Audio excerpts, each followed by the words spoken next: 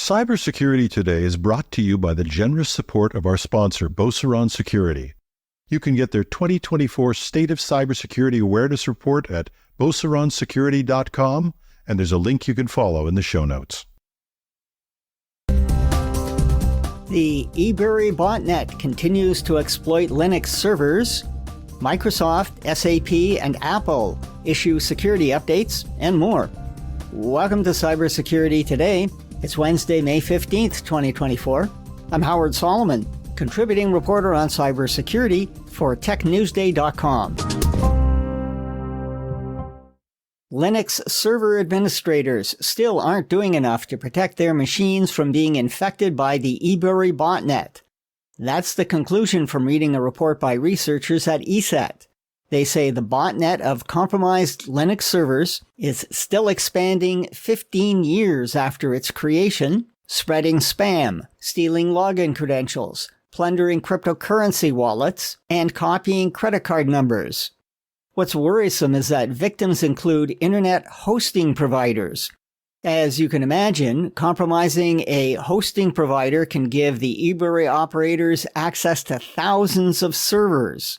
In one experiment, researchers rented a virtual server from a compromised hosting provider and found the Ebury malware was installed on it within 7 days. ESET estimates that as of late last year, there were over 100,000 Ebury compromised servers. And how are the servers compromised? Credential stuffing, taking advantage of weak administrator passwords and then elevating their access privileges. The report has details on how to detect and diffuse the rootkit Ebury installs, as well as how to cleanse infected servers. Making Linux administrators use multi-factor authentication to restrict access to servers will help block attacks. In February, law enforcement agencies took over the LockBit ransomware gang's websites. That hasn't stopped this ransomware from being distributed. A botnet called Phorpiex has started a new email campaign that for the first time distributes a variant of the LockBit ransomware. That's according to researchers at Proofpoint. The high-volume campaign started April 24th. The strain being used isn't from the developer, but likely one that was leaked last summer. The infected emails are supposedly from Jenny Green with the subject line, "Your document." The message says, "Hello, you can find your document in the attachment," and claims to be from someone or something called GSD support. The attached zip file triggers a chain that results in the download of the malware.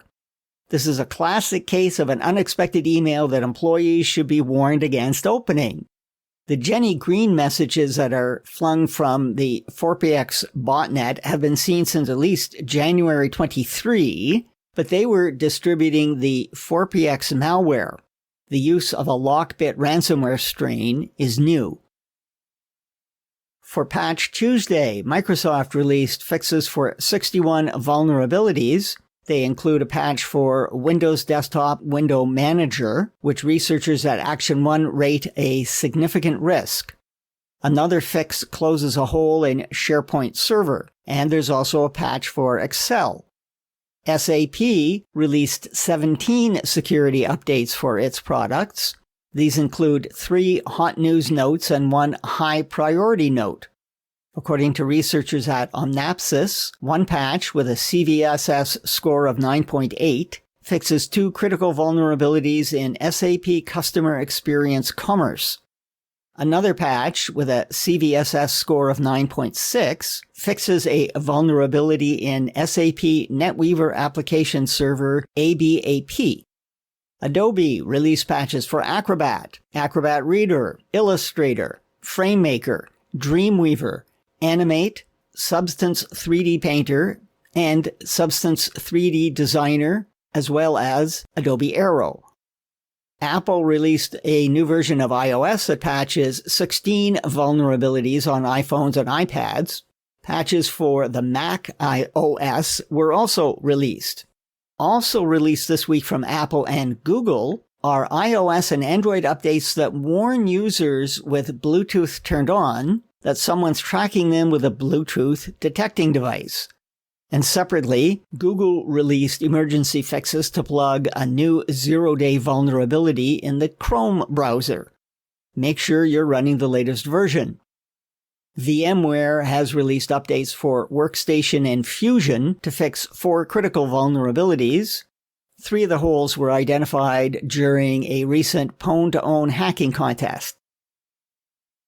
A Dutch court has sentenced a Russian man who lives in the country to just over 5 years in prison for allowing laundering money through the Tornado Cash cryptocurrency mixer. He was accused of being the developer and maintainer of the service, which anonymously exchanges cryptocurrency for cash. The prosecution alleged at least $1.2 billion taken from hacks was laundered. That included some $450 million that North Korea's Lazarus Group got from stealing cryptocurrency from the Axie Infinity online game. The accused blamed users for abusing the service. However, the court said the platform was designed to have no impediment for criminal use. In January, I reported that Mississippi's Singing River Health System was notifying over 250,000 people of a data theft that took place during a ransomware attack. This week, it updated that number to just over 895,000 people who are being notified. Wi-Fi network administrators as well as router manufacturers need to take steps to protect users against a vulnerability in the Wi-Fi protocol. That's the advice of researchers at Top 10 VPN, which discovered the hole in the IEEE 802.11 standard. Their evidence will be presented at an upcoming conference in South Korea, but it's also in a blog published this week. Briefly, the problem is the flaw can allow an attacker to trick a victim into connecting to a hacker-controlled network that spoofs the broadcast name of a legitimate wireless network. And that's because the network name, which users see when they're logging into a Wi-Fi network, doesn't always have to be authenticated. It's particularly a problem in places like universities where staff and students reuse Wi-Fi passwords. And finally, the U.S. Federal Trade Commission has warned manufacturers of cars distributed in the U.S.